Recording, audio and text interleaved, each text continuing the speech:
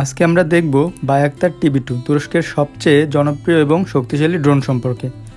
বায়াকতার টিবি-2 হলো একটি medium altitude long endurance drone. এটি তৈরি করেছে তুরস্কের বায়াকার কোম্পানি। এটি মূলত ব্যবহৃত হয় নজরদারি, গোয়েন্দা তথ্য সংগ্রহ, আক্রমণমূলক মিশন। এর সর্বোচ্চ উচ্চতায় উঠতে পারে ৭৩০০ মিটার অর্থাৎ ২৫,০০০ ফুট।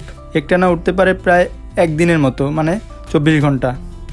এর কন্ট্রোল রেডিয়াস ১৫০ কিলোমিটার পর্যন্ত।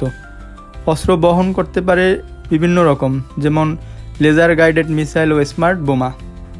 এটি ব্যবহার প্রণালী খুবই সহজ এবং কার্যক্ষমতা অত্যন্ত বেশি, এবং তুলনামূলকভাবে অন্য ড্রোন থেকে এটার দামও অনেক কম। এটি বিভিন্ন যুদ্ধে ব্যবহৃত হয়েছে, বিশেষ করে লিবিয়া, সিরিয়া, আর্মেনিয়া, আজারবাইজানের যুদ্ধ, বিশেষ করে নগর্ণ কারাবাখ, এছাড়াও ইউক্রেন রাশিয়ার যুদ্ধ।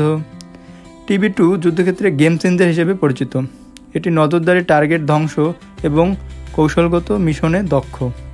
এছাড়াও অন্যান্য ড্রোন যেরকম বায়াকতার আকিনচি ভারী অস্ত্র বহন করতে সক্ষম, আধুনিক এআই ও সেন্সর ব্যবহার করে। এছাড়াও বায়াকতার কিজিনলেমা জেট ইঞ্জিন চালিত পরবর্তী প্রজন্মের ড্রোন। ২০২২ সালে বাংলাদেশ ও তুরস্কের মধ্যে একটি চুক্তি স্বাক্ষরিত হয় এবং ২০২৩ সালে প্রথম ৬টি টিবি-2 ড্রোন বাংলাদেশ আর্মিতে যোগ দেয় এবং পরবর্তীতে আরও ৬টি ইউনিট আসবে বলে পরিকল্পনা হয়েছে।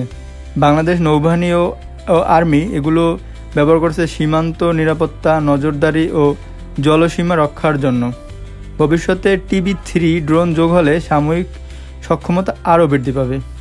বায়াকতার টিবি-2 ছোট হলেও অত্যন্ত কার্যকর এবং আধুনিক যুদ্ধের চেহারা বদলাতে সক্ষম।